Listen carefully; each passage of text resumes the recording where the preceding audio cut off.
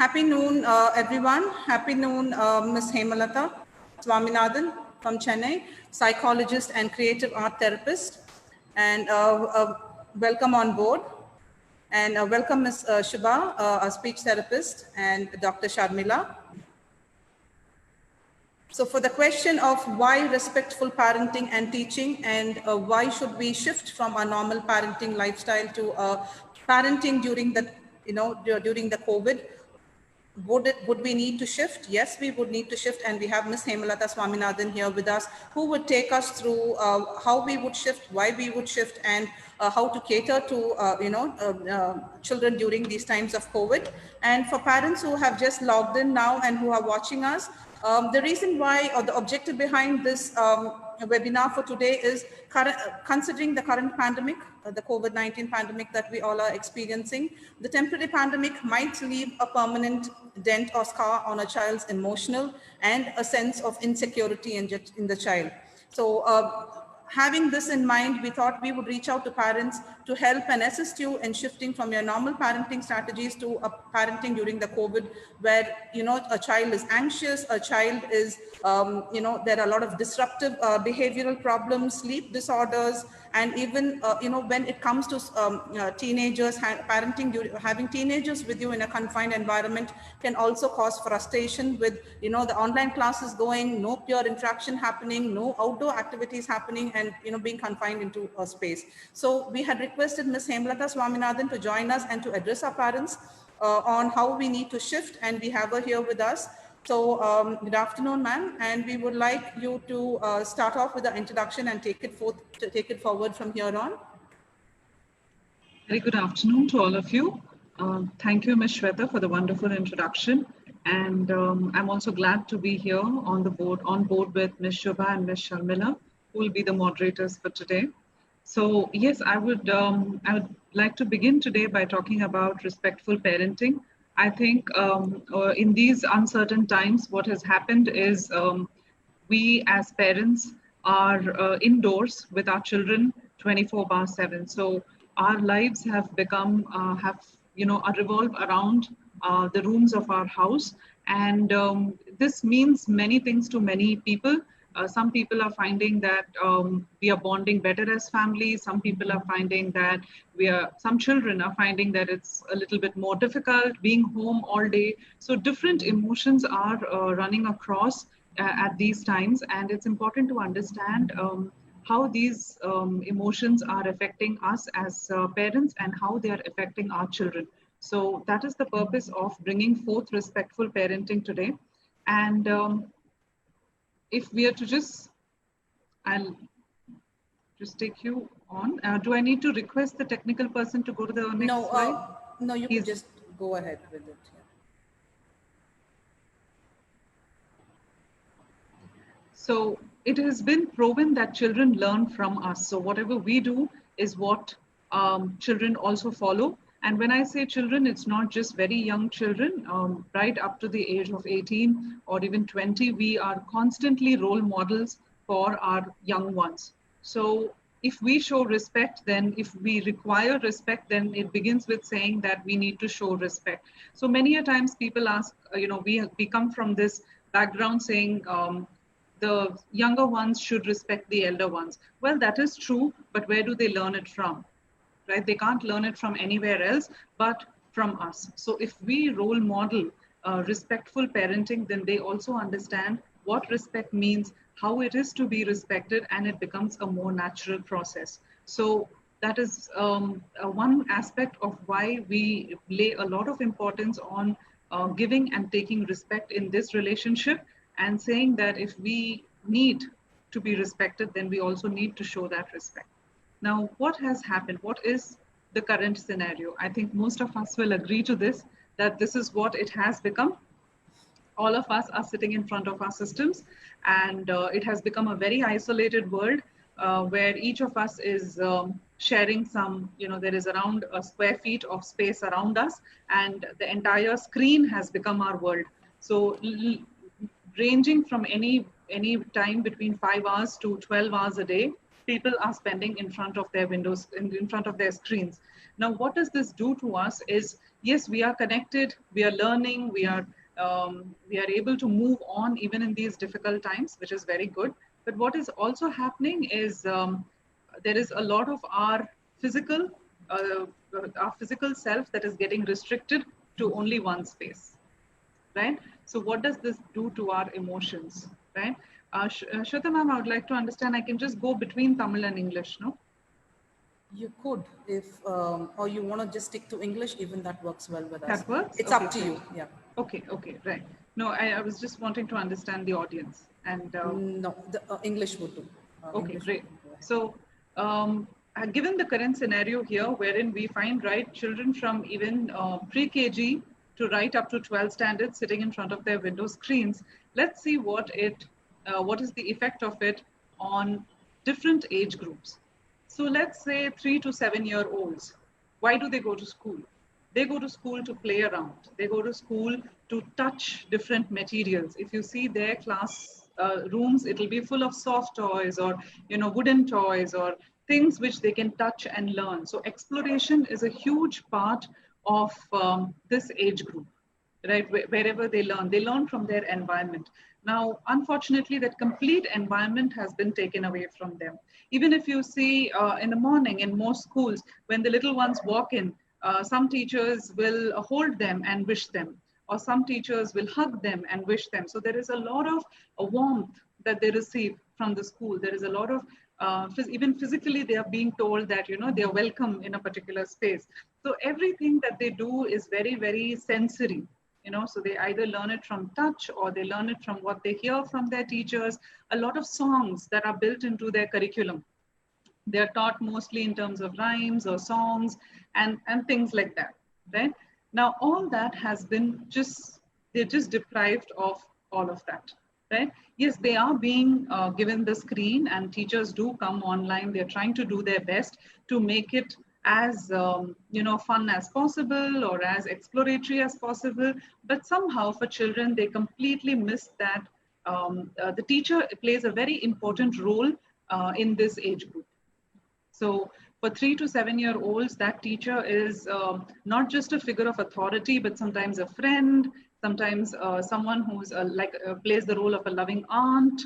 So they really take on many roles at this age. Now, just being in front of the screen, what we find is there is a lot of restlessness that comes into the child. Yes, because also the friends, it's missing its friends. So this age group does not go to school to study. It hardly knows what studying means. It goes to school to play with its friends, right? And big groups of friends. Sometimes the entire class is friends. At this, till now, they've not figured out who's a best friend, who's not a best friend and all that. They play with everyone. So it's like a huge group that they're entirely missing. And hence what we are sensing is there is a subtle restlessness that comes into this age group when they are restricted to one place. Obviously, the lack of play materials, how much ever there is, you can provide for them at home, but in school, sharing the play materials or the coloring materials or having the teacher play with them, all this, there seems to be a loss of routine. So getting up, going to school, or having an assembly time, having some kind of the dining time, eating together, all that is taught very slowly at this age to children. And when that is not there, they suddenly find that there is a loss of routine to them. Like they don't know when to wake up, when to go to sleep. And most children at this age don't know to see the clock, right? So they really don't know what's happening, for how long it's going to happen. And the way they would understand time is, okay, we finished art period, now we are going to maths period. Right? We finished maths period, now we are going to outdoor area to play. Right? So that is time for them based on what they do. Now, when we take away what they do, they don't know what is time. Yes, so there is a loss of routine which can create a lot of confusion on what to do, what not to do. So we would also find a lot of children picking up the screen at this time because they've been home for 5 months now. There can be certain attention-seeking behavior that comes in because the teacher is not there to give them attention. Children are not there to give them, their friends are not there. Children at this age, at this particular age group, also talk a lot. You know, they say this, they say that, they ask questions, and a very important figure who used to answer a lot of their questions, that is the teachers and the authority in school, is not there for a very, for extended period of time. So definitely they do feel, all that is maybe comes towards the parents, where they become very attention seeking. They may want to address all your questions to you. They want all the answers for you. Maybe they want 24/7 attention from you. And that can be difficult for you. But what we also need to understand is that there is no other outlet for them. Right? And from attention seeking, somewhere this can become a stubbornness. I don't know if you're finding some subtle changes in your child. Your child could have been very flexible before, but now sitting at home 5 months, suddenly it seems like it's being very stubborn about certain things. Right? The fact is to be more considerate with them and to understand that they are also feeling very restricted and restless. That's why they are getting stubborn. And it is not a trait. It is not that the child is stubborn in itself. Yes. And of course, loneliness. I think that is something across age groups, which everyone's feeling. And they don't sense it. They don't even know they are feeling lonely. So that is the biggest challenge with this age group. They will never come to you and say, I'm feeling sad or I'm feeling lonely, because they don't know such words. They don't know how to put it. But suddenly, maybe you'll find them sitting all alone, losing interest in some in some things that they were very interested before. They will not be interested anymore. Right? So it becomes all the more difficult for us to important. It is difficult, but important for us to address these emotions for them, because they will not be able to put it into words. Yes, from loneliness could sometimes stem anger, and you won't know why this little child who was so sweet, who has never expressed anger before, or maybe who has never thrown things before, is suddenly seeming to throw something. Right? And you may feel that you are doing something wrong, or you may suddenly feel that, oh my God, we are not doing something right. Well, it's not about you, but it's just that the child is missing the routine of going to school, meeting friends and teachers. Just the physical space of running around. Right? And of course, adding to screen addiction, as I said, they have no sense of time. So for you, you know that child has been sitting with the tab for 2 hours or 3 hours, but the child has no idea that it is sitting for so long in front of the screen. And this is one of the ways that sometimes they get rid of their loneliness. Like I said, this age group does not know to say that they are lonely. So what they do, they pick up friends like animated characters, or, these Chota Beam is their friend, or someone like that, or, Dora is their friend. And they start building a kind of relationship with such animated characters. Yes. So moving on to our next age group there. So is it okay if I interrupt you as and when we are discussing the age groups for questions? Yes. Yeah. Yes, so sure. what would your suggestion be, Ms. Hemalatha? What would you like to tell these parents who are watching us, tell the parents and the teachers who are watching us, teachers in terms of having these children engaged, and even for them it's a trouble time where even teachers need to know that during an online class, or we need to be accommodative of children. We have to be understanding of children, because children basically miss out on the interaction or the physical interaction they have with the parent or the teacher or the peer group. So what is it that you would like to tell parents and teachers? So where should we shift out from a regular parenting? One thing parents and teachers should also know: children have been robbed of their time with interactions. They've been robbed of the sensory play. It can be so many things from here on. For a child now, it's become quite it's become quite a boring pattern, where they wake up and then they just have to take care of their daily chores, and then back into the maybe 1 hour of classes, and then what next? It's in all within confined areas, confined spaces. So what is it that you would like to tell these parents on how we need to shift and how we need to accommodate these children during these times? Okay, so what I've done is I've broken it up into age groups, and once I address the problems that the different age groups have, I'm going into looking into what do we do with the different age groups. Okay. And I think a quick hello to our parent, Mr. Jyotinath. I think you have just logged in here. And Dr. Vimla. Dr. Vimla is a parent and she has children of 2 age groups, and she's a practicing doctor from Ganga Hospital. Welcome. Yeah, go ahead, Ms. Hemalatha. So what the next age group that I have is the 8 to 12. They are not children. They are not yet teens. They are still figuring out where they are. And this figuring out happens a lot with friends.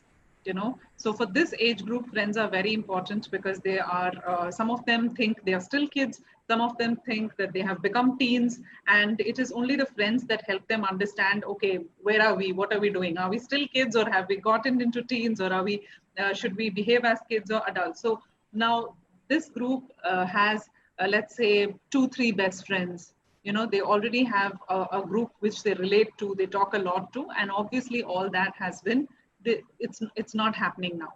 Yes. So one thing that this group also feels is, I think recently there was this also case somewhere, I think in Coimbatore, with a lot of things going online. Yes, great, but then this case where one child committed suicide because smartphone was not available.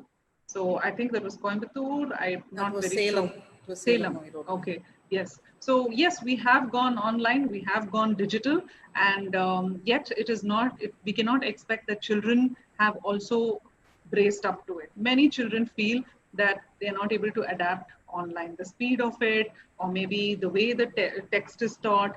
As I said, this group of children also associate a lot with their teachers, so they wait for some teachers to come and say some things to them. And sometimes children feel very special when their name is called out and they're asked to do something in the class. Now that whole teacher-child relationship is online, is in the screen, and many a times they don't know. Like I've seen children, they say, I was feeling scared to raise my hand, right, and say something. So it's such a new technology that somewhere they think a lot before raising their hand, saying something. Well, that was not in the classroom. In the classroom, they won't even wait to raise the hand. They'll just say, and we have to tell them, okay, can you raise your hand and then speak? So now that whole ease of communicating with the teacher is becoming a little difficult with everything being an online platform. So we have to understand that that is a very real problem for the child. Not every child is equipped to be a good student online or a participative student online. Maybe the child wants to answer but is not answering. Maybe the child wants to answer but it's facing some technical issues which it is not able to fix. So these things need to be kept in mind when we are interacting with children online. And also there are these constant instructions of safety that's there everywhere, like from the parents to the news to everyone is saying, and that could create a fear, like what's happening, when am I going back to school, are we going to meet friends again or not, am I going to just be in the 6th grade, or will I go to the 7th grade, or what's happening, or is my whole 5th grade going to be just at home, right? But so these whole things, like constant instructions of wash your hand, do this, don't touch here, don't come there, is like somewhere 24/7, and we can credit it to our news channels that are playing it out so many times that sometimes the children just wonder, okay, what to do. Obviously, like I said before, this group misses their friends a lot. Support, care, love. Sometimes lunch boxes are being missed. Okay, sharing lunch is a huge part of growing up. So as simple as that, just sitting and waiting for eating lunch together. Here, it's a different thing to eat lunch with family and parents, but very different thing to eat lunch with your set of friends. So that's something which they are missing physically. Lack of playtime. There's absolutely no playtime. Everything is inside the house. Maybe maximum a little bit outside. That's it. Difficulty to keep fit. Now, this is also a pre-adolescent stage where physical changes will be slowly setting in. So body image, how the person looks, slowly they start thinking about all that. And it's maybe very difficult for parents to also ensure that children are fit because lack of physical exercise. Just the simple fact of walking around in the school is a lot of exercise. Going from one class to another and stuff like that, which is absolutely missing. Not to say boredom. We can never be as, parents can never be as entertaining as the teachers, you know, with their patience, with their amount of, you know, entertainment that they try to bring into the lesson plan. It is very difficult for parents to ensure that we keep them entertained all the time. And that should not be your goal also. But to understand that sometimes a child can be bored. And it's okay to be bored. It's okay to allow them that time and say, it's fine if you're feeling bored, right? But in these times, it is just that the boredom never seems to go away. It is continuous, it is non-stop, because we don't know what's next, right? And definitely a culture of, you know, before this, there's been an overdose of going to the malls or going out and stuff like that. Almost practically every family goes out used to go out every weekend. And now it's like nearly 30 weekends of just sitting at home. So that can really sometimes contribute to the boredom. And it's the which is what we are seeing is there is a tendency to overeat. The only source of happiness now is the ability to be able to eat. The only sensory happiness, you know, the kind of joy is, okay, let's do something, let's eat something. We can't buy anything, we can't go out anywhere.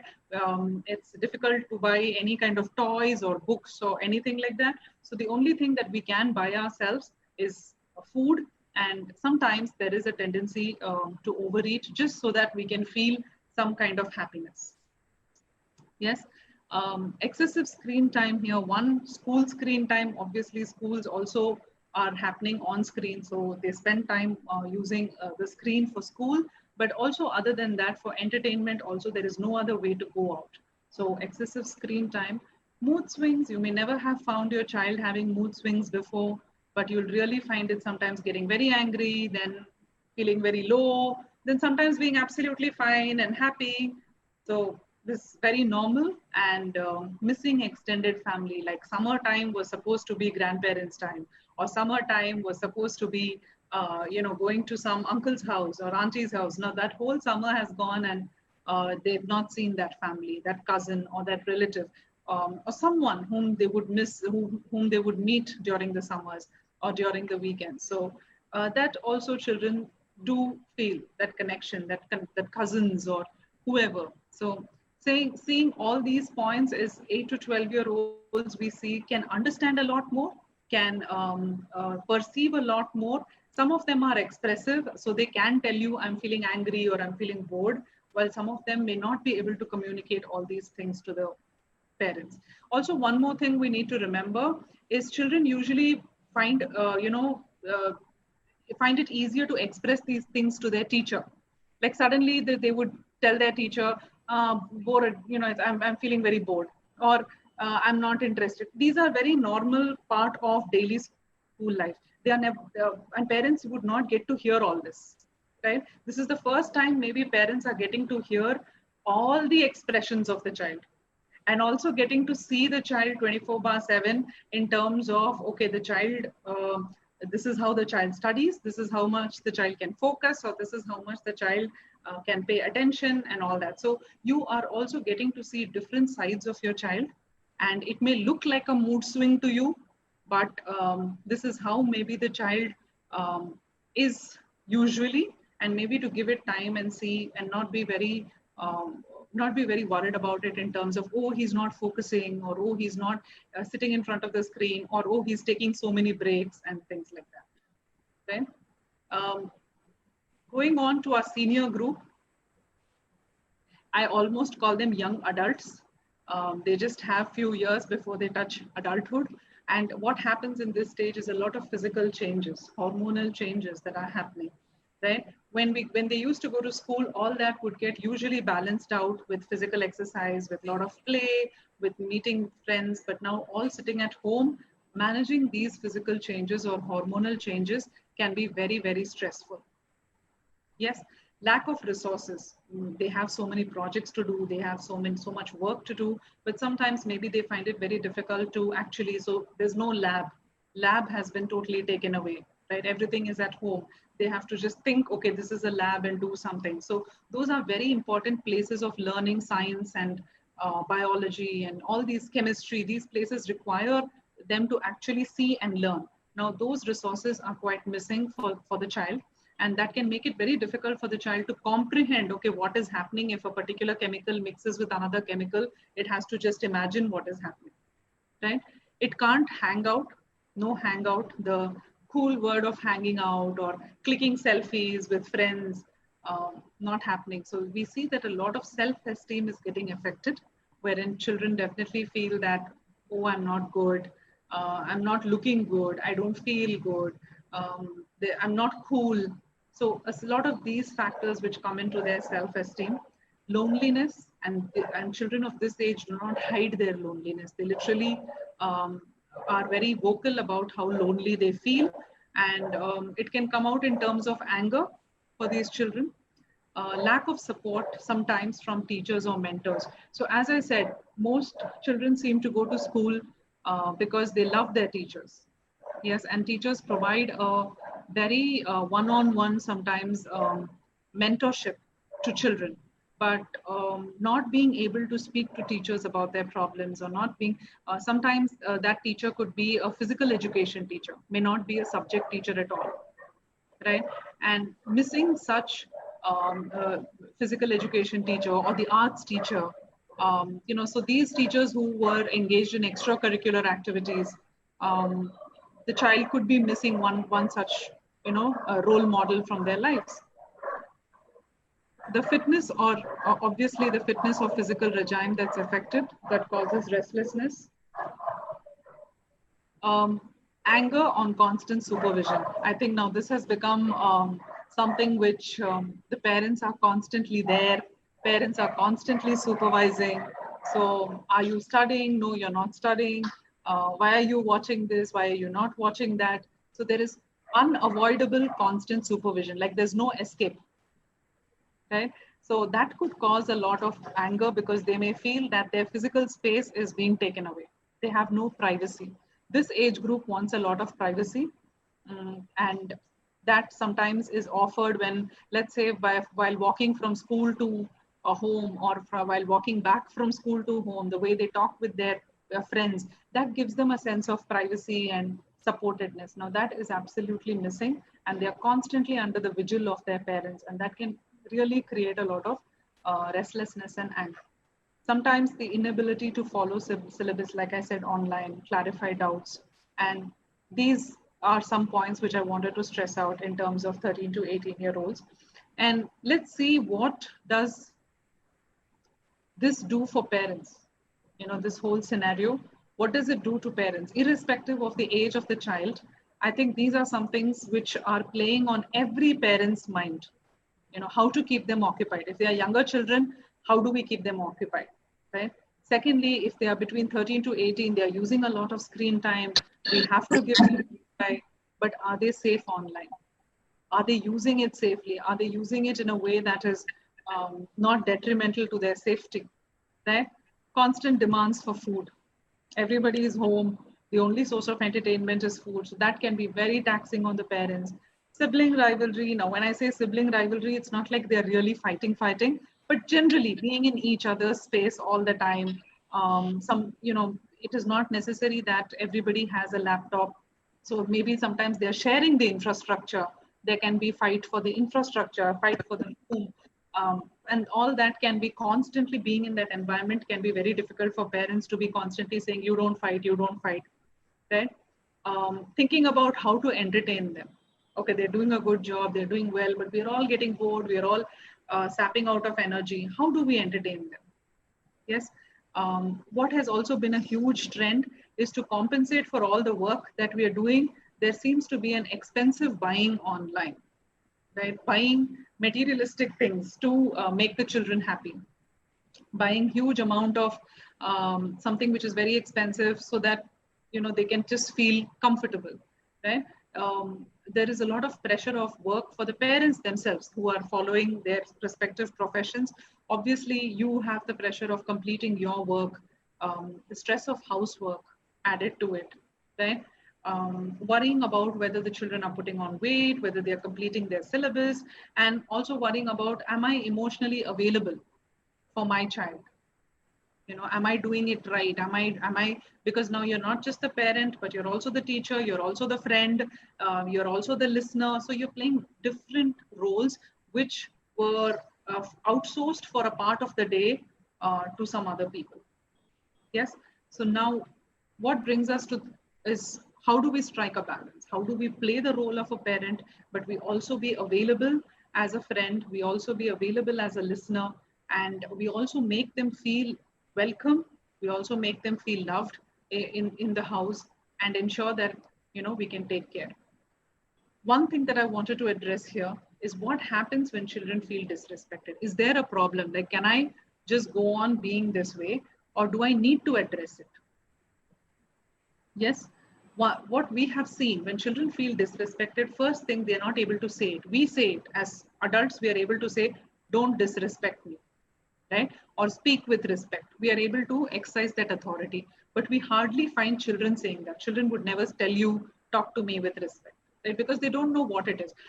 But what is it that they start feeling when they feel disrespected is lack of reasoning. They're not able to understand what is happening with them. They're not able to be very vocal about why they are feeling something. Okay, they're feeling something is wrong, but they don't know what it is. Right? They find it very difficult to express their thoughts. I am feeling this. I want to do this. Yes. Or I want to become this. Right? Or there is in ambition, there is a kind of, they find it difficult to express what they want to become, what they want to do, what is their plan of action. And we also see that sometimes there is a lack of confidence in how they think they can handle things. Fear of challenges, fear of exams. They don't have the confidence that they will be able to do it, right? Obviously, a lot of mood swings, sometimes angry, sometimes sad. We also find certain physical manifestations of disrespect, poor appetite, right? So constantly when a child is feeling that it is not respected by its parents, we also find that there is sometimes sleep disorders. It may not be able to sleep well, not be able to eat well. It feels neglected. My parents don't love me. Parents don't understand me. I'm not. They're not able to comprehend what I'm saying, right? And then the sense of anxiety: will I be something? Will I become something? Will I ever fulfill their expectations?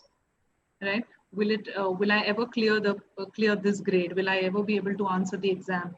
All this kind of anxieties. Am I good enough? Right? Am I as good as my friend? Sometimes then it becomes anger issues. I don't like my parents. I want to go away. Right? They don't get me, and things like that. So they're not able to understand that it is coming from a space of they're feeling uncomfortable, and that they can talk about it. But when that space of we as parents, we are not able to provide that conversational space, that there comes in anger, irritability, and then poor mental health. Sometimes leading to severe issues like, let's say, depression, a feeling of I will never be good, I am not good, lack of self-esteem, a sense of shame, that comes in. I think it comes for all. If we just take a moment and we think, what do I feel when someone disrespects me? If someone feels that I'm not doing a good job, or if someone feels that I am wasting my time, if someone tells that to me, what will I feel? I'm sure we'll feel all of this that I have listed here. And it is the same with children. It is the same with children. We think that children don't understand all this, but right from the age of 3, children start understanding what is neglect. Children start understanding what is disrespect, right? And it starts affecting their confidence to a very great extent. So how do we as parents support? What can we do for the different age groups?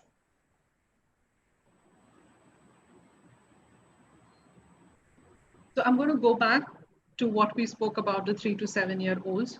And the first thing is listen to them. Like I said, the most important thing for them, for these children, is to be listened to. They have a lot of questions.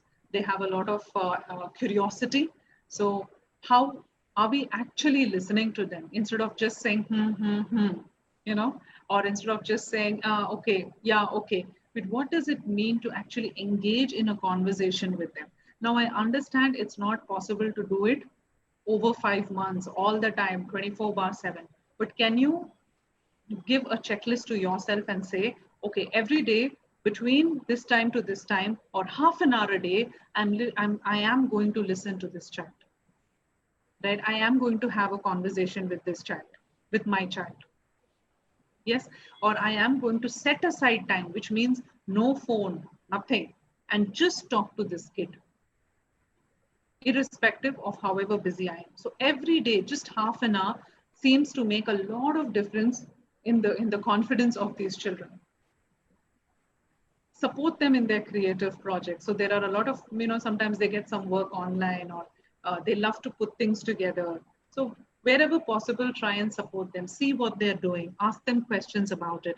This group also engages in a lot of pretend play, which is, they make art, they make a lot of artwork about family, about where they want to go. So most of their dreams, most of what they think about themselves will come out in sketches and drawings. So try and take a look at one or two of their drawings, ask them, talk to them about what they have made, ask them what they feel, and engage in conversations with them, pay attention to them. So when we say pay attention, we think we are paying attention, but just to ask yourself if you're really paying attention when this kid is talking. Yes, engage in physical. Can I ask you a quick question? Someone is asking a question? Yes. Yes. Ma'am, is it okay just that half an hour in a day would satisfy them? Because all through the day, there's a lot of questions, like unlimited number of questions. And when you say, okay, I'll get back to you, not all the time you're able to answer them. Yes. So you give that half an hour, I feel, because I have a 4-year-old and a 2-year-old. Yes. So even though I give them that half an hour or an hour, the demand keeps increasing. It doesn't seem like, Yeah. Yeah. No, so what I said, half an hour is the least. Okay. So ensuring that at least it's in half an hour, but a 2-year-old is bound to ask questions. A 4-year-old is bound to ask questions. I mean, it is at that stage where you are their encyclopedia, so everything has to come from you. And it's very difficult to draw boundaries with them at this age because they will not understand. And but what you can do is maybe somewhere take 5 minutes or 10 minutes off for yourself, and say, I will finish this work and come back to you if possible. So the only difficulty here is they don't know time, they don't understand time, they don't understand boundaries. And it's very, very difficult to draw very complex boundaries with them. So as I've said, draw very simple boundaries. So we can always have exchanges, say, okay, if you can give me time to finish this, then I'll come and talk to you. Okay. Or if you can just sit here for 20 minutes, then I'll come and, so there are very short time gaps. You can't set 1 hour or something. Maximum you can do is anywhere between 5 to 15 minutes with this age group. Okay. Right? Thank you. Thanks for that question. And engage in physical play every day. You are also now their physical teacher. In the limited space that is there, whether it's a 2 BHK, 3 BHK, whatever that you're living in, ensure there is some amount of exercise that you bring in this whole thing. There are a lot of, I'm given to understand that there are a lot of online fitness sessions, dance sessions, etc., which are being done. If your child is interested in anything like that, please put them on, but don't force them to do anything. It becomes very difficult for them to comprehend screen and dance and steps and everything. As much as possible, if you are able to play with them for some time during the day, it would be really helpful.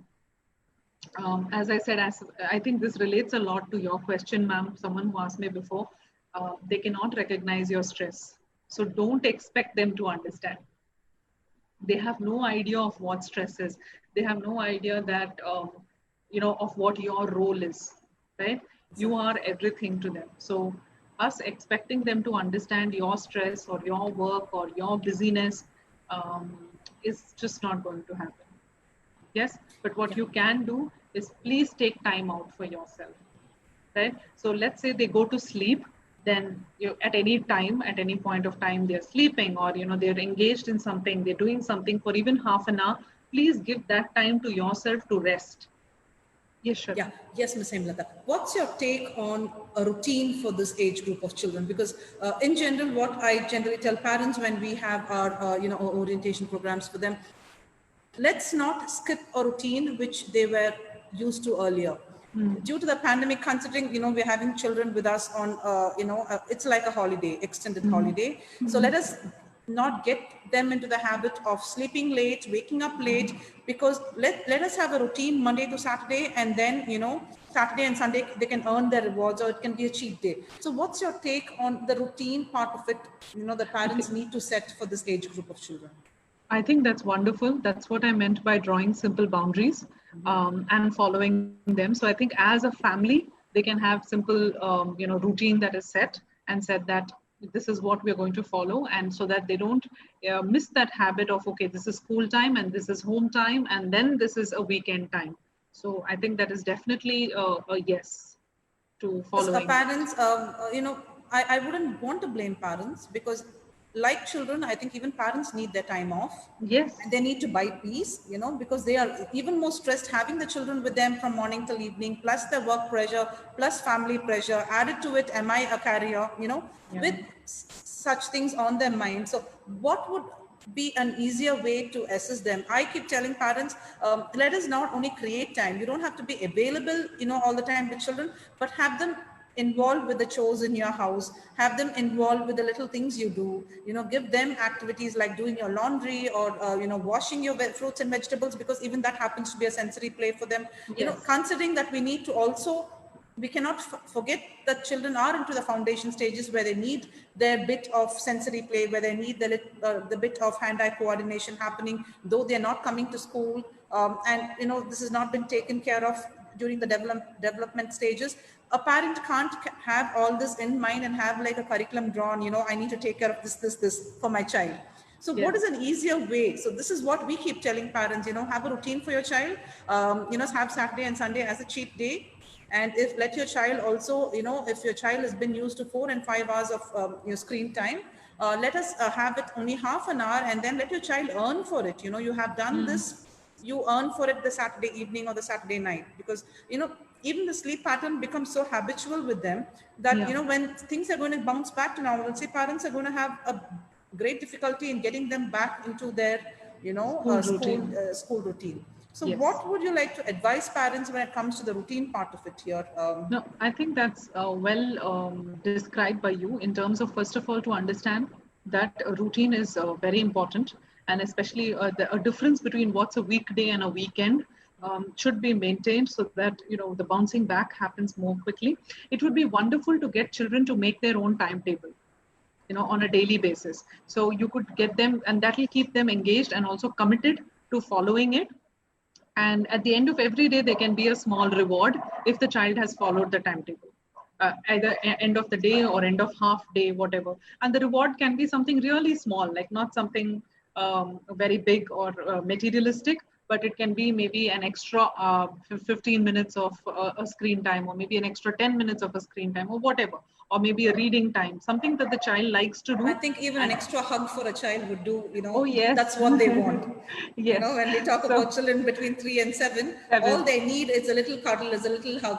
And a word of appreciation. Exactly. And a word of appreciation. So I think that's a wonderful idea to follow. And especially I find that when children make their own timetable, they somehow are more committed to it. And they also understand what they need to build into the timetable. So you can just help them follow that. And it can be a picture timetable also sometimes, where, that can make it more interesting for them, where they start putting pictures on what they want to do on that particular day, like a sticker picture or something like that. So that engages them. Even making the timetable for the next day engages them for half an hour to 45 minutes the previous day, right? And they feel, okay, this is a beautiful looking timetable that I want to follow, right? So And again, before we go to the next age group, how much of COVID or how much of the pandemic should they be spoken about in terms of, do they need to discuss on how many cases happened in Coimbatore today, what happened to the neighbor? So how much, because in a general note, I'm sure children are listening to the conversations, and TVs being splashed out. So how much of it should be spoken to this age group of children? How should it be put across to them? And what in case you have a person affected in the household, how much should you allow that to affect your child emotionally? I'm sorry, I've gone into three different things, but this age group, we really need to know how to address these issues in case, children are caught up with that. See, I think first of all, in terms of news, there's an overdose of it. And children of this age group are very, very sensitive, and they could either get very scared, or there could be a fear. And I think in the introduction when you were making an introduction, you said this is just a 5 months or 6 months or whatever time period, but it could leave a scar for life. So we have to be very careful about what we are putting across to these children. So to give them information that is in terms of safety, they don't need to know how many people got affected, what is happening in different parts of India, what is happening in the world. So not to make the house a newsroom. If you want as parents to take respective understanding, then you can maybe follow it on your mobile, or you can avoid anything on a larger screen which is being displayed out in the center of the hall and stuff like that.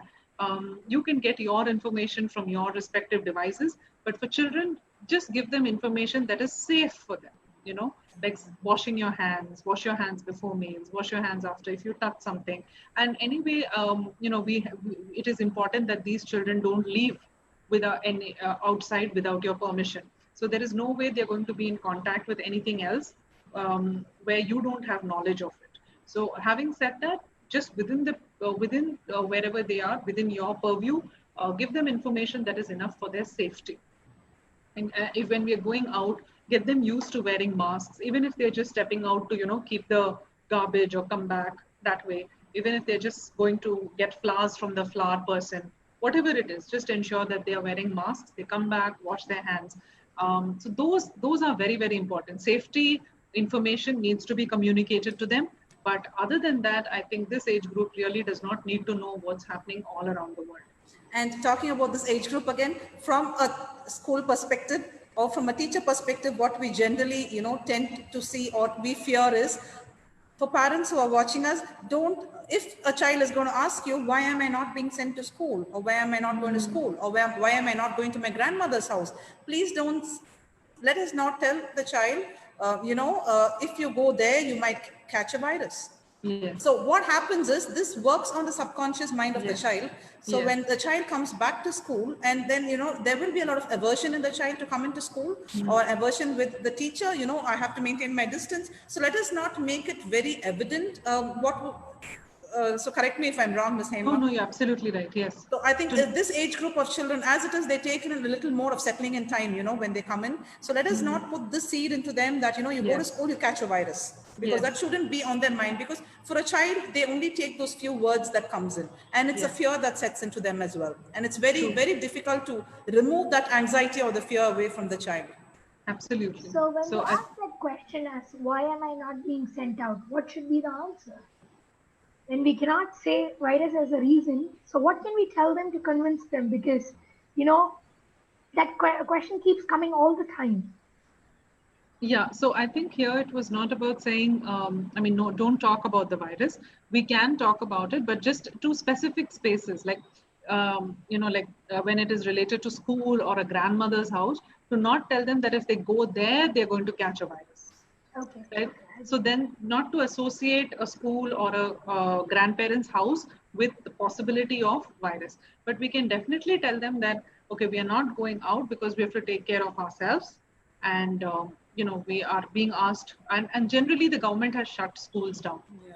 Right? So it's not a personal choice. It is the entire, everybody thinks that schools should not function as of now. So I think, so it's just like how theaters are closed and eateries, restaurants are closed, the same way the schools are closed. So it's one of it. It's just not the school. So it's, the government has maybe told all of us we have to have all this closed during these bad times or the rough times. I think it can be more of a generalized statement. A blanket answer. Yes. So that they don't make associations. Yes. So this is a follow-up question of what Sweta ma'am had asked earlier. So most of the kids probably hear about the virus and then they stop thinking about it. But what do you, from a psychological standpoint, what do you think? How do you think a parent should deal with parents who have that fear in their mind? So all over the news, there have been red balls, green balls with viruses, pictures. So they picture it going inside the mouth or like no. So if a particular kid has such a fear, how do you think the parents should deal with that support? No, I think we also need to talk to them about when it will not happen, right? So it will not happen if we do these things. So it is not like it's happening to everyone. Certain, so the safety, that's what I meant, you know. So if we do these things, it's not that it's going to go into us, right? So to mention washing hands or keeping ourselves a little distant and things like that, which will help them understand that it is, if we take precautions, we'll be fine. As long as we take precautions, we are going to be fine. These are extreme cases where precautions were not taken. So don't worry. We are taking precautions. We'll be fine. Okay. Thanks. And another follow-up on the routine setup. So for most of the parents, it's a new and a big change, difficult transition period. And everyone are trying hard to set their own routine. But do you have a strategy or do you have an idea, recommendations on how constructive learning should be at home? Or do you have any specific ideas? It may, as you said, everybody is doing a permutation and combination. But what generally works is like short-term goals, you know, to just set goals for a day and not to make it for a week or not to make it for 2-3 days together, not to make it forever. Yes. So just to look at one day at a time, and let's say to review it at the end of the day and say, okay, now what do you want your next day to look at? So to just go one day at a time, and sometimes that helps in setting the routine for the child. And on days when it doesn't want to, like some days it may tell you, I have no plan for tomorrow. I don't know what to do tomorrow. Then to allow it to be, you know, and say, okay, doesn't look like you have a timetable for tomorrow, but can you think about something for day after? You know, can you work on something for day after and leave it at that, right? Because it can also be exhausting for the child to keep doing this again and again. So whatever routine you set, try and see if it can be short term. And we also spoke about the routines. We have been talking about the routines for the kids, but how do you think the structure of a parent's life should be in this scenario? Very important. Like I said, we began the session with saying role models, right? So the pressure, we are feeling the pressure because now we are the role model 24/7. You know, at least before they would go to school for some time and we could be adults. We didn't have to be parents. We could just be adults doing something without being a role model. But now we are playing parents all the time. So it is very, very important that we follow the structure, we follow the role model, we be the role model, and we follow the routine. So we get up, we exercise, we eat well, we do our work, we read, we stay off the phone, and they learn to do it with us. And what I generally tell parents as well is, I think we can make the positive use of this time by, getting our children a little more independent. Like they can we can teach them how to, tie their own shoelace, fill their own water bottles, learn how to, do your basic chores like helping you with the laundry and washing things. So I think parents also can, we need to accept the situation we are in right now. Yes. And how to better being a parent, considering that even we are going through at every given point, things during this point. So let's be a friend. Let's have them be a companion to them. I know it's quite demanding when we say this, but basically I think we can work on, getting children a little more independent during these times, where we don't, pamper them and, take them off, because I'm sure even considering we are in a phase where we would not be having extra help or the support of the maids coming in. So the right time to even, get the children a little more independent. That's what I would like to pitch in here. Yeah, absolutely. Yes. And I think that when they see us going about systematically doing our chores and following the routine, then somehow they also understand that they need to put their toys away, or they need to put things back in space, or they need to take it out and set it up. So I think there is no other way but to set it, to go by example. And Ms. Vimla and Ms. Sharmila, would you have anything to pitch in or any other questions that you would like to ask for parents of this age group? What is the importance of children discipline without shame, especially on times of pandemic where there could have new onset of temper tantrums or aggression? So I have a slide on that later, but I'll also say it now. We talk about reinforcement. So we say always focus on behavior that you want to encourage, and automatically the behavior that you are, and ignore the behavior that you want to discourage. So when we ignore it, slowly we find that behavior stops, right? And when they find us encouraging some kind of behavior, they start repeating that behavior, right?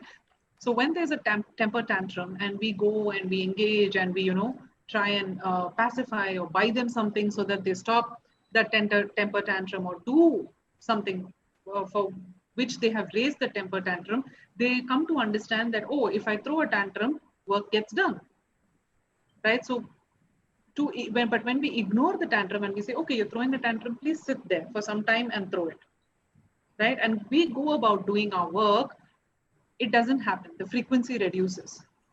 The child understands that, oh, I threw a tantrum and doesn't seem like anything worked, so maybe I should stop doing that, right? So on majority of the times, like you said, how to discipline is try and start focusing on behavior that you want to encourage. You want the child to do something, appreciate, encourage, reinforce that particular behavior, and we find that then the wanted behavior increases.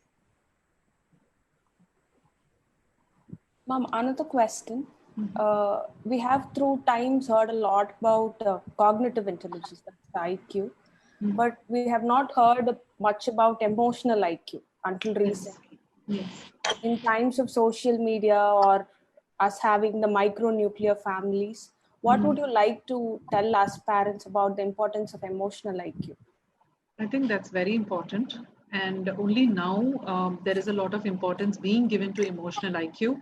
And I think this whole purpose of respectful parenting is to understand that there is an effect of our parenting style on the emotions of the child. And it's very, very important. The way the IQ is built at home. Most of the emotional IQ is built at home. So school can take care of the intelligent quotient. Of course, they contribute a lot to the emotional quotient, but the way parents, every word that the parent says or every behavior that the parent encourages or discourages can contribute a lot to the emotional IQ of the child. I have one question, ma'am, Dr. Vimla. Does it have to be that the child always, must face something, sort of like an emotional imbalance or something at this particular point of time? In case a child is normal, say like they're not speaking much to you, which is their normal activity, do I have to take it as there is some problem with my child, or do I have to just consider it is okay? I'm sure that sometimes parents are the best, are able to sense it best based on a child's behavior. But if the child is doing predominantly fine, especially even if it is saying or not saying anything, if it's eating well, if it is exercising well, if it is sleeping well, and if it is fairly focused in what it is doing. So watch out for these signs to understand predominantly the mental state of the child. And for sometimes for children, these things don't matter, as long as parents are there, they're having fun, there is some amount of, studies, there is some, maybe it is feeling balanced. Maybe it is feeling loved, it is feeling appreciated, and it's doing fine. So when do you feel, when would you say a parent really needs to worry about the child needing help? I think in this 3 to, yeah, what are the red flag or the red zone areas where a parent should be attentive, or should, it's like raising an alarm that, the child needs help? At least in this age group, the physical, the symptoms matter a lot. If the child is not eating properly, or if the child is not sleeping well, or if the child is somewhere getting angry, or, suddenly feeling sad, these are symptoms to watch out for. So it is not natural for a child to suddenly drop weight or suddenly put on a lot of weight. So these physical indications would tell us if the child is actually going through something but is not able to say it. We generally, initially, when, in March and April, when we were locked down and when we were worried about our children's peer interaction and such, since it's all of a sudden and it was just robbed off, the child was just robbed off everything around. So we were just generally telling parents, get them to FaceTime with their grandmothers, get them to FaceTime with their peer, the friends. So would that work maybe once a week or twice a week? Yes, definitely. But I also find children in this age group are very different. We can't generalize them. So some children love to do it, while some children want to meet the grandparents but are not very comfortable doing an online thing. For some children, it becomes more difficult when they see them but are not able to go to their house. So it is very different for each child and how they connect to that friend or to that grandparent. So to understand what works best for your child and then to provide for it. So before we go to the next age group, one quick question for the teachers. So how do you think the mentors or the teachers could connect with the children? Any word of advice for them during an online platform? Oh yes, I think they are doing a wonderful job. It must be really difficult for teachers to be online with this age group because there's, as I said, we cannot generalize this age group. There's a different need of every child, and yet to be there online and to be, constantly engaging them in something is an amazing task. And the way teachers have adapted to it in the last 2-3 months is a huge skill set, has been a huge rise in their skill set. I think, having said that, I think, it's very important that here, as much as you may be affected by the noise that they are making on the screen, but to allow them to do that and to allow as much as physical movement as possible. I feel children and teachers have adapted very well, yes. And even parents have taken, I would say, have risen to the fact of, accommodating and making it possible for children. But at the same time, I feel how much of it do you think a parent can worry? Because as a school, what we generally tell parents is we need to move on. We can't allow academic or, to be a standstill because these are the foundation stages. A year later, once things get back to normalcy, people would forget that these children were, you can't go and say, my child didn't do LKG and UKG because, that was a time of pandemic. COVID, yeah. So we need to have the foundation happening for a child to move forward. But what would parents, as a school, we would say maybe we could have the 60% or 70% foundation skill set done, but we cannot look at precision. We cannot look at comparing, because I feel this platform, when we have children with us physically, there is no room for comparison amongst children, comparison among parents, but this has given a lot of opportunities for parents to compare, which we say kindly do not compare children, not now, not ever. So so this is, I think, parents should know that each child is mapped differently. So you shouldn't be allowing this time to compare children on an online platform. Absolutely. Which would unsettle you, as well as you would lose out with the child time with your child. So is there anything that you would like to say on that particular thing, Ms. Hema, till we move forward to the next age? I think that's a very valid point made in terms of trying to understand that sometimes even we find it difficult to do something online. There are so many technical challenges in understanding someone, listening to someone, and following instructions. So it could be all the more difficult for that age group. And I think they are doing amazingly well by at least sitting in front of the screen for some time, for whatever time it is, and trying to cope with the difficulty. So please pour in as much of appreciation as possible for the little one who's, trying to do their best. I think, that appreciation goes well with parents and teachers. Yes.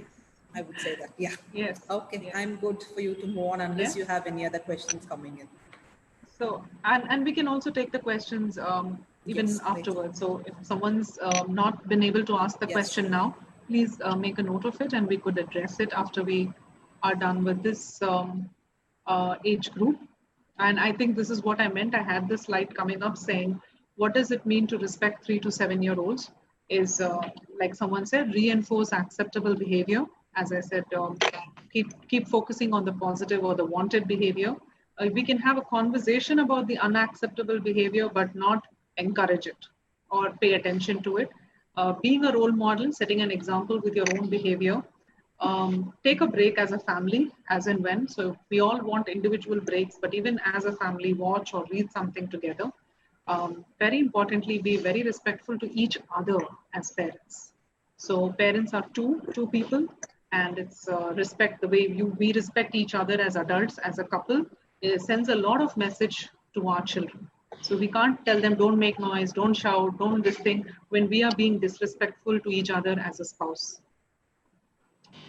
So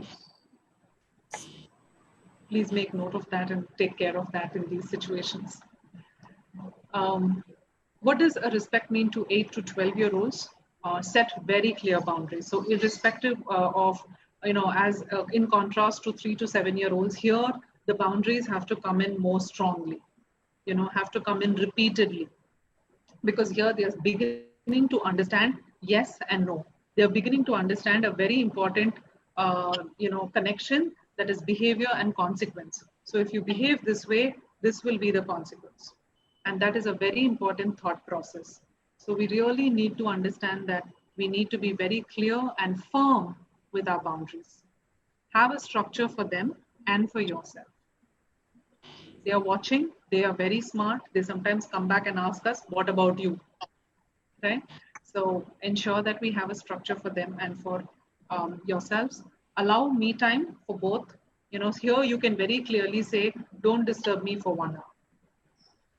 Right? Don't come into my space. So very clear boundaries. They understand what 1 hour means. They know to look at the time, and they can take care of themselves for 1 hour. Right? So you go do this while I need my 1 hour off. Set aside time for academics. So let it not be, long hours of academics also. They need to also understand if this is online time, this is homework time, and make space for physical movement. So let them not be continuously into academics or continuously into screen time. Whatever is possible. If you're living in apartments, they can go up and down the stairs. If you're living in a gated community, ask them to take a run around the community within the safety parameters. That's most important. But try and see how we can. Even a yoga mat is enough for a physical movement. So the possibilities are many. We just have to ensure that we bring it in. And conversations. A lot of conversations is what goes into this age group. So please make sure that there is family time is used for conversations. So usually I find that people say there's no time for conversations. Well, dinner time are time for conversations. Leave the phones aside. Don't look into your phone while having dinner. Use it as a time to understand what the child did during the day, and things like that. So there is time for conversations if we make time. And this group thrives on conversations. They like to understand different behavior consequence. Give them stories about, okay, if you behave this way, what is the consequence? If someone else behaves this way, what happened to them, their consequence. So they need to know all this. So that is with 8 to 12-year-olds. Anything that you would like to ask in this age group? Yes, ma'am. What about introducing some new activity which thinking that they might develop an interest? Do you think that this is the time to do something like that? Like say gardening or more yes, the same connection definitely. with nature? Absolutely. I mean, that those are some wonderful, that's why I think Shweta ma'am was saying in the beginning that this can be used as a time for connections, for really building that family bond also. So any new activities that you think they could pick up, this is a time for it. They have a lot of time to explore and do it. What I generally tell parents is, we can teach them a new skill. We can Yes. teach them being independent. We can teach them about values, about traditions, Yes. Because I think that's when I said, we need to use this time a little productively, where, we can even teach about the family tree of our child, Yes. child, the religious views, the values that goes in. I think this time can be used a little more productive, where, we could instill a lot of these things in children, because children can't go out and play. They can't, there are no other distractions. Yes.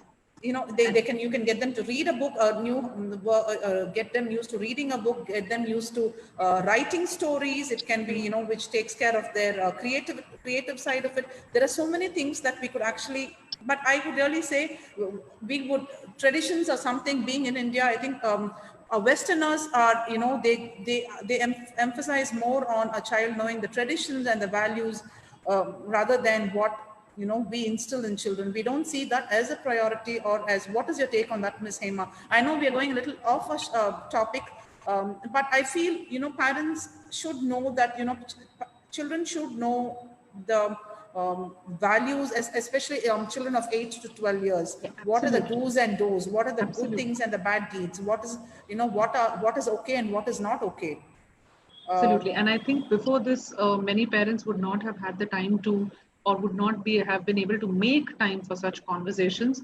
But this age group really is a time when a lot of ethics set into place, a lot of values set into place. So the more we converse with them, so when do they feel disrespected is when we tell them, don't do this or do this, right? But when we are able to give them a reason, when we are able to give them a story behind each value, and tell them, if you do this, someone did this and this is what happened, then they buy it, then they take it, then they are able to, oh yes, like that. So we could also make space for sometimes what happens in school, like, they do book reading and they come and share the book, right? I read this, you read this. So why not make space for it in the family? Like, read a book, each one of you read a book, allot time for it, and come and share.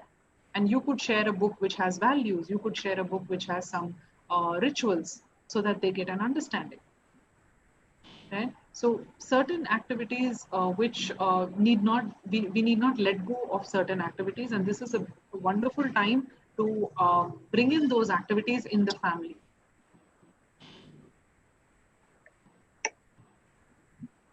So any other questions, or do we think we can go to the next? We have a few questions that are coming across, so we would have that towards the end. Okay. Ma'am, just sorry to interrupt, but what do you think should be the attention span for the children of this age? Like, sometimes you see them just jumping off from for 10 minutes in play on one particular play, then another 10 minutes in something else. So like that. So what do you think should be the normal attention span for this age group of children? See, usually this age group is able to sit through for somewhere between 30 minutes, 30 to 35 minutes. Stretch is 40 minutes. So they should ideally be able to do something for a good 30 minutes. Should not be a challenge, provided they have the tools. So sometimes we find that this shifting happens online, because they're not, let's say, physically there in the space. So they may be interested for 10 minutes, then they may not be interested, they may slack off and stuff like that. But otherwise, 30 minutes is a good, is doable for this age group. Thank you. Actually, the study says age plus 10, yeah, like what Ms. Hema says. Age plus 10, 10 minutes is the ideal focus time on, for children. So 30 minutes for this age group, I think, but it also depends on their how interesting it is for them, how engaging it is for them, how cognitively active they are in the given scenario. So so I think so the least we could say we begin with 30 minutes. I mean, 30 minutes is like, should not be a standard bench. Yeah, it should be a standard measure, and then from there anywhere beyond that is absolutely fine, based on how interested they are. Yes. So I'll move to the next age group, and if there's any questions, please make a note of it. We'll come to it towards the end. And just summarizing what we said in terms of what you can do is setting boundaries, is have clarity on screen time. Very important. Be very firm with this boundary. Encourage off-screen projects or activities, like how someone spoke about. Can we encourage them into gardening and nature and stuff like that?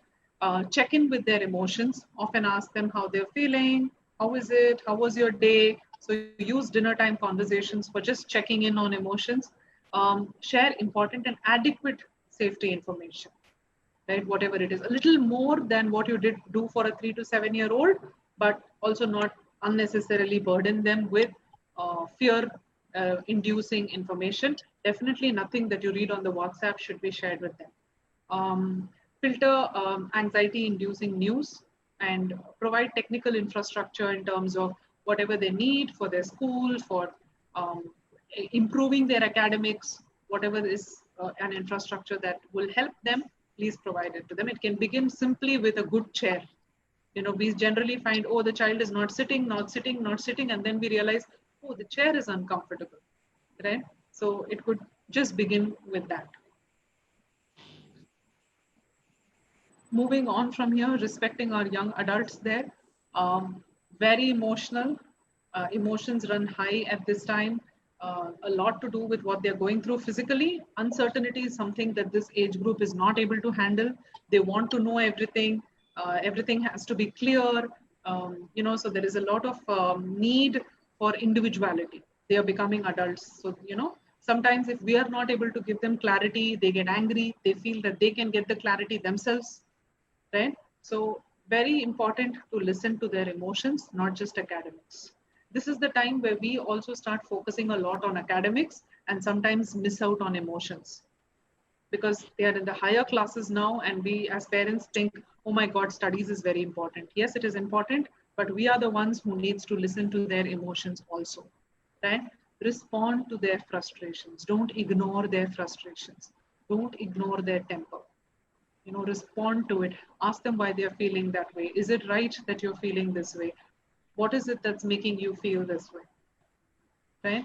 Express your concerns without driving guilt. Guilt is something that doesn't work well with this group. So don't tell them things like, I've done so much for you, I'm doing so much for you, you are exactly. No, right? So express your concern. Tell them, I want you to do well in life. You know, we want you to become something. Those are very good things to say to children. Tell them what your ambition for them is, but do not drive guilt into them. Resolve versus conflict. Try and resolve things.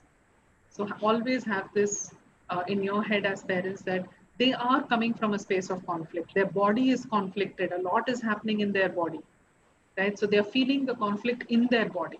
They are going to be a little irritated, angry, a little bit, you know, concerned about how their body is changing, or has changed, or they are growing, you know, in a different way than what they were 1 or 2 years back. So try and ensure that we are coming from a space of resolve. Let's resolve this. Okay, you have a difference of opinion, I have a difference. Let's resolve this. So often use this phrase with them. Let's resolve this. Yes, participate in their fun activities if they allow you to. You know, sometimes they are very, very clear that fun is for them, but as much as possible, try to get to know what are the games they are playing, try to get to know the rules of the game, try to understand, okay, also, you know, just to have a conversation about what is the game they are playing, and you will get a lot of information from just trying to understand the game, right? Never demean anything that they are playing. Hey, what is this game? This we don't understand. You know, never demean or disrespect anything that they are playing. It means a lot to them, even if it seems like a very silly game practically. Support their time with friends, but set a time. You know, yes, they need friends. They need to talk. They should not be feeling lonely, but set a time to how much time they can spend with their friends online or over the phone. Appreciate their efforts and have a structure for sleep and wake up time. Very important with this group. Most difficult to achieve, but very important. This age group of children is actually I would say area of concern, because many of the children who are into sports and who are into academics, you know, they have been locked up into Yes.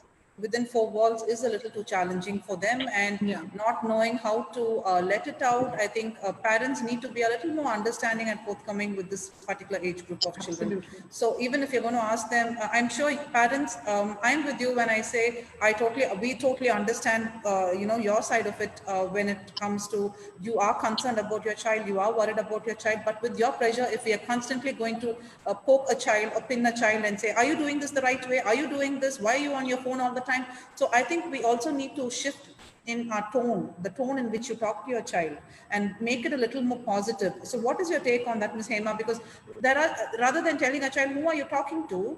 You could just tell the child, I'm okay with you talking, but make sure it doesn't affect you, or it doesn't affect your schedule. Or, I think there should be a positive way of, conveying it to your child rather than. So how do you think parents of this age group should even think of talking to their children? I think that's why we said, very, very clear boundaries, because I support your time with friends. I understand you need to speak to your friends 2 hours a day. Fine. Can we stop after that? Right? Looks like you're speaking to them more than 2 hours a day. Then we had agreed on 2 hours a day. Yes, and 2 hours is like stretch, but still, whatever is the time. Yes, that you have. So constantly remind them about the boundaries that were set. Right? Now the next thing they'll ask you is, but you are talking to your friend 24 hours. Right? So to also communicate to them what is work for you and what are you doing otherwise. Right? So if they see you on the phone with your friend having a good time all through the day, and then you're telling him, no, you're supposed to only do 2 hours. So you also need to communicate that. See, my work is on the phone. So I'm going to be on the phone talking to my clients for 8 hours. After that, I'm going to be talking to this friend of mine for an hour or two. Right? Transparency. So the more transparent we are, the more transparent they become. Yes, agreed. And I think the same thing would apply for teachers as well, handling children of this age group, because teachers should also know that, should understand what a child is going through at this time and how your question should be to a child for you to get a positive reply, because children are away from us and we are only interacting with them over a screen. So if we are going to pass a harsh statement, it's as simple as, signing out and saying, I have a poor connectivity.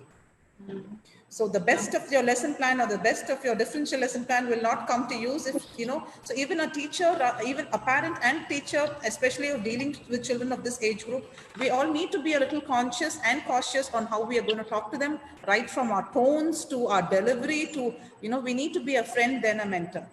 Absolutely. Absolutely. So are you done? Because we have questions coming in and considering the time.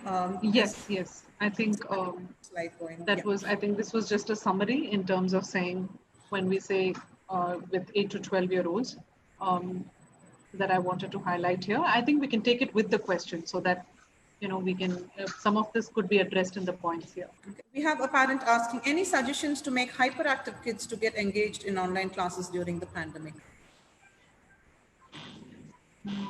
No, I think when we say hyperactive, what is the age group? I don't have the age group considering. I think this would be between 3 to 8. I'm not really sure on the age group. See, that's what I'm saying. So this is the first time we are seeing the child who was otherwise in the school playing in the playground at home, right? So I don't know if it is hyperactive because I'm seeing this child now at home, locked up, and it's running around, because otherwise this is what it was doing in school also, right? And so to give it space, to understand that it needs this space, and like I said, we said this, whatever it is doing is an appreciation. Okay, you're able to do for 10 minutes, wonderful. The age group is 8 to 12 is what the mother mentions. 8 to 12, right? So to maybe try and see if we can have a conversation about it and say, today I see that you sat for 10 minutes. Can you see if you can do it for 15 tomorrow? Right? So the timeline has to come from the child.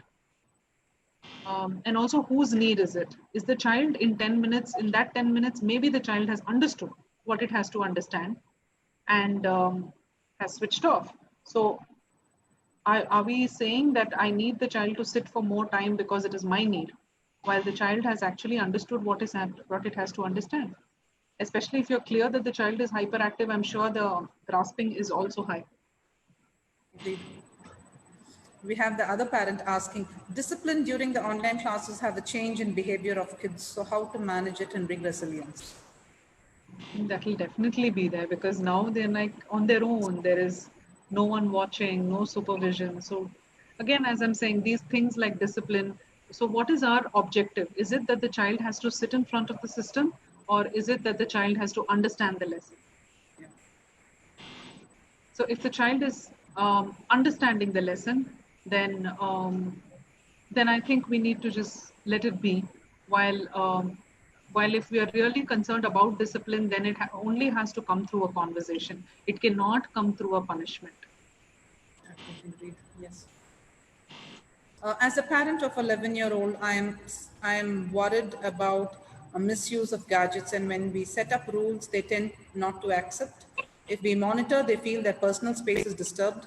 Can you suggest something? No, I think this has to be very strict because we cannot compromise on safety, online safety, and stuff like that. So the ground rules have to be repeated, and they can feel that you are coming into their private space, whatever that is. But once a ground rule has been established, then it's important that everybody should follow it. And for the parent who's asking, I think we are coming in with online cyber security webinar for parents. Okay. So I think that you could go into detail with, for your answers for that. So the other parent, does watching cartoons have an impact on children's behavior? Definitely. Definitely it does. That's why we need to set a time to it and ensure that it is not in excess, because then sometimes their language becomes that way. Their outlook can sometimes be influenced by the cartoon they watch. So yes, it is a good distraction, a good sense of humor. It is definitely much better than watching something which is not age appropriate. At least cartoons are age appropriate, but just to set a time limit for it. There's a parent asking, considering that we have the schools have shifted to an online platform, how do you are the classes, the online classes? How do we get children of under 5 to sit through the classes, and how can we get them to be attentive? So actually, the challenge as schools, what we have faced now is children who have been with us and who have gone. Teachers and children are able to make a connect. But children who are new joinees this year, it takes some time for them to settle even in a school where they're physically with us. Yes. So with the new joinees who have not experienced the auntie or the mentor with them, take a little longer to settle in, definitely through an online platform. Definitely. Would there be anything else that you would like to comment on to that, No, Ms. I think Hema? we just need to work with it through patience, and to let it be, and to say that, okay, when they go back to school and whenever they do, it's going to be a lot more different. How to make the child respond to call or instructions better? I think that's very important, that they respond to instructions. And I think this we said about conversations and ensuring that, you instead of instruction, can it be a conversation? Can it be a commitment they take up on their own? So instead of me telling the child, lay the table, for dinner, does the child take that responsibility on its own and say, I will put the table for dinner? Right? I think this is where, sorry to interrupt, this is where the respectful parenting actually comes in, right? So how is it, how we convey to the child, if you're going to say, can you please lay the table for me and help mommy with it, would send across a better message than say, can you lay the table? It's your duty to lay the table. Yeah. As you said. How do we assign the responsibility with appreciation, first of all, and then say that, okay, I'm doing this, will you do this? Right? But if I'm going to be sitting and saying, you do this, maybe they won't do it. If I also drive guilt and say, I'm doing so much and you can't do this also, then also they're not going to do it.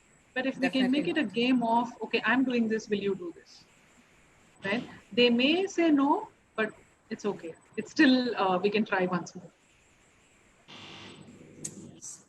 So there is a parent asking, kids learn online, and what will be good time for us as parents to teach, morning, evening, or any time? I think it would, for a child who's between 3 and 5, do you think parents can also, other than the writing or, with whatever, what would be the right time for the parents to sit and teach the child? Doesn't each child have its own routine in terms of, at this age at least, I'm not sure, but try and capture into your child's active mood. There's always an active mood that the child is in. So don't catch it when it is done already or it has just finished online and then you say, now come, let's finish homework also. So there will be one phase either in the evening or maybe just before it goes to bed. It will be really high.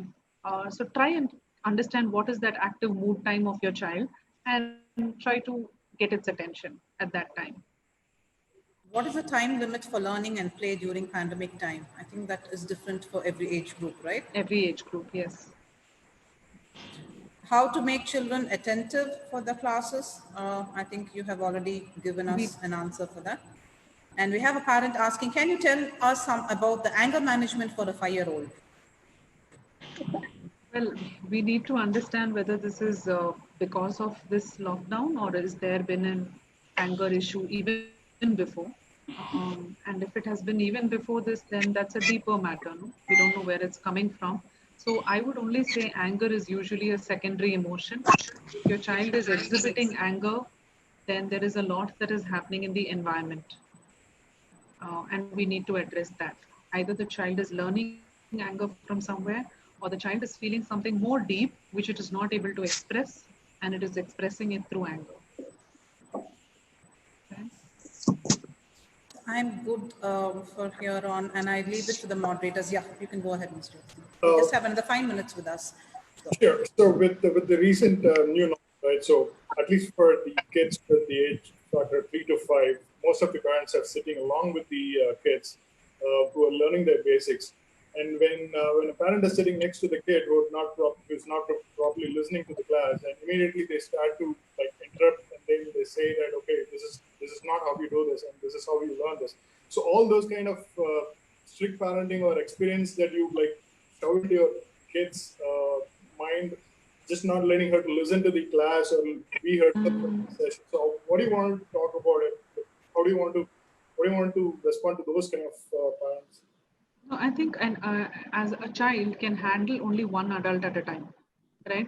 There can't be two adults in the space.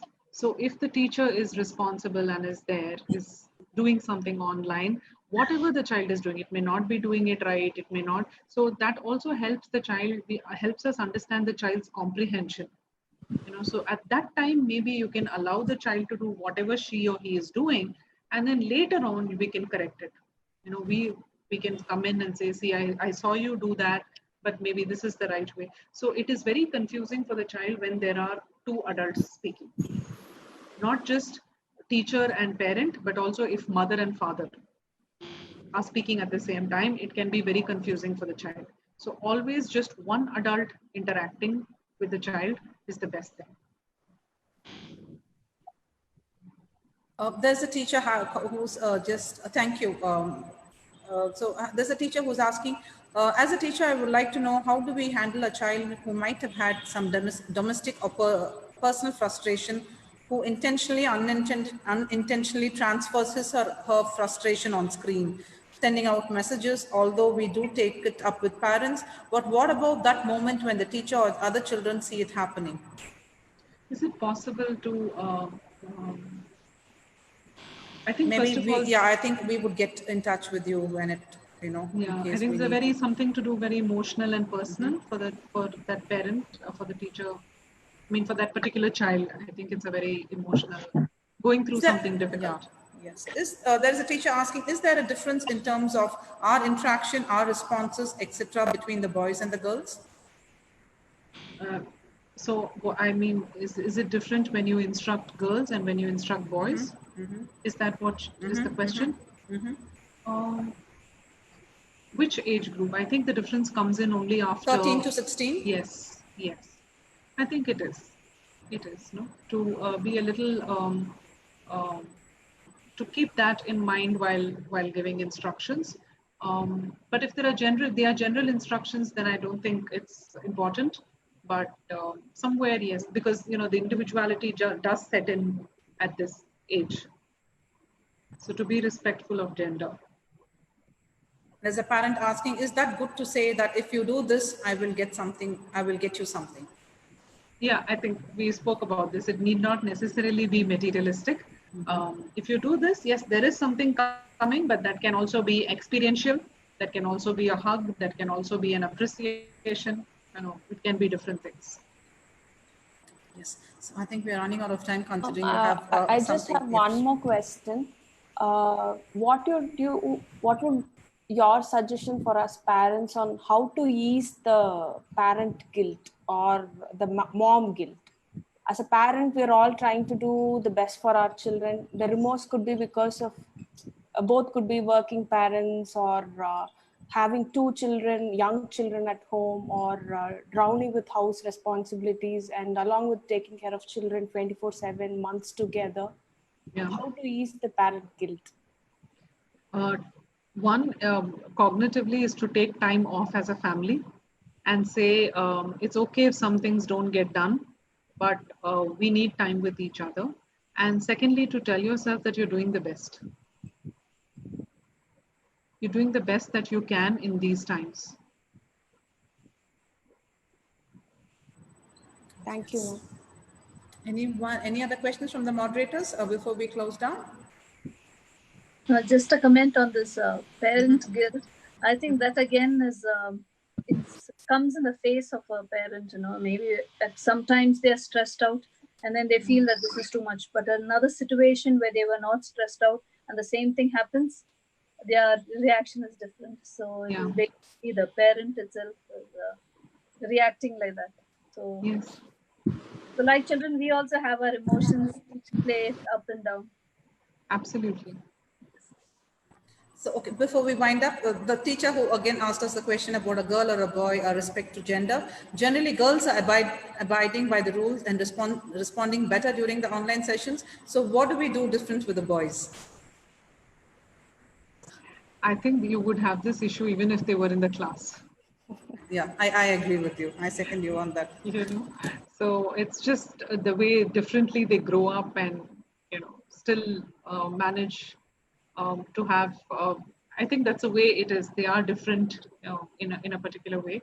So I don't think you need to do anything differently. Just what you would do in class is maybe you can do the same thing online. Like if you need to remind them, if you need to set boundaries with them. I think, again, respectful, even being, you know, firm with them on the boundaries and saying that, no, this is not acceptable. Yes, we are good. So thank you, Mrs. Hemalatha Swaminathan. And thank you so much for having taken your time off and for having addressed our parents and our teachers. And looking forward to many more sessions with you. And thank you so much. This was really interactive. And I hope I've been able to address some of your questions. We had a limited time, but I would just like to close with saying that parents are doing a wonderful job. And it's very difficult to be a parent, a teacher, a friend, a listener, 24 hours a day. And we're all trying our best. And I really thank the school for organizing this for the parents. It really shows that you really care about the emotional quotient of your children and your parents. Thank you so much. Thank you. Thank you. So I'd like the moderators to stay on for a couple of minutes because Ms. Hemalatha has some other commitment going on. So we will just, I'd like to thank the parents before we sign off. Yes.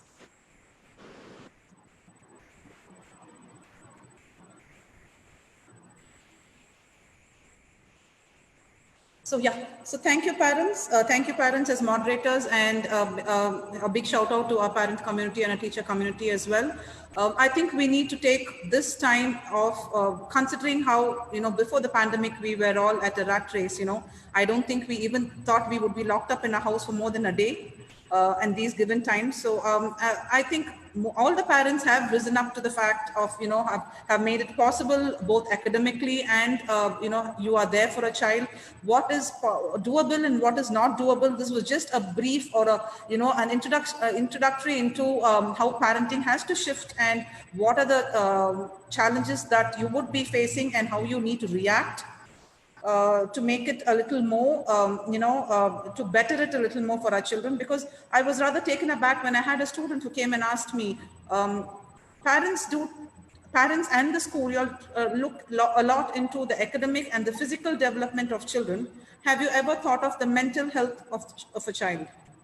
So this is when I really thought, you know, it coming from a child, we really have to give it a thought. We really have to reach out to the parents and to every teacher or everyone involved in, you know, in interacting with a child, to see on how we are going to help these children, because as we adults, we have our friends to talk to, even we can carry out, call someone, and, we have a family or an extended family to pour our heart out. But have we ever thought of what a child is going through during this time?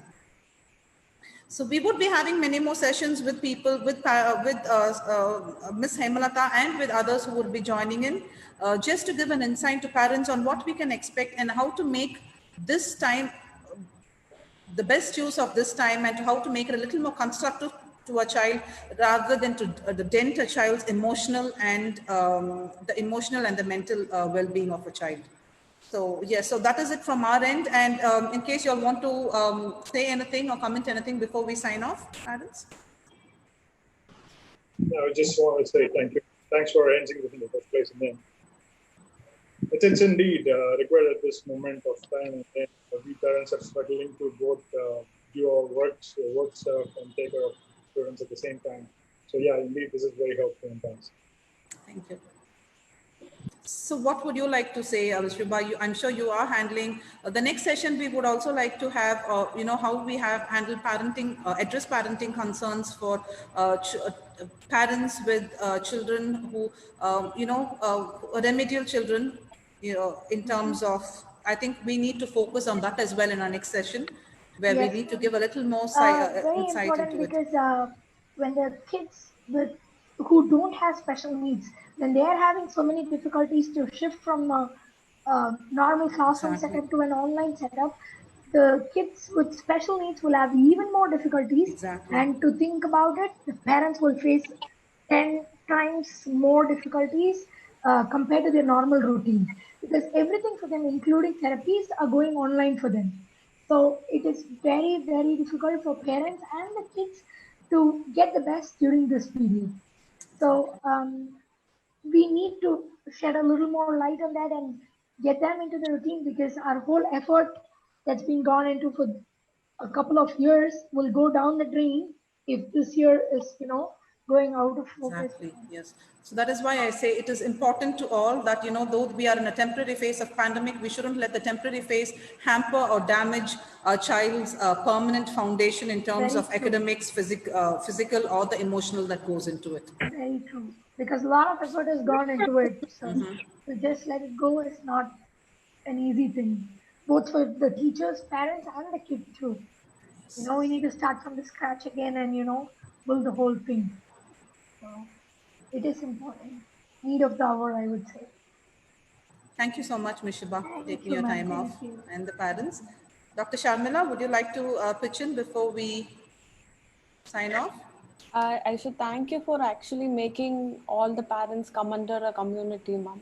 I strongly believe in putting up a united front as a parent, be it from playing video games or whatever.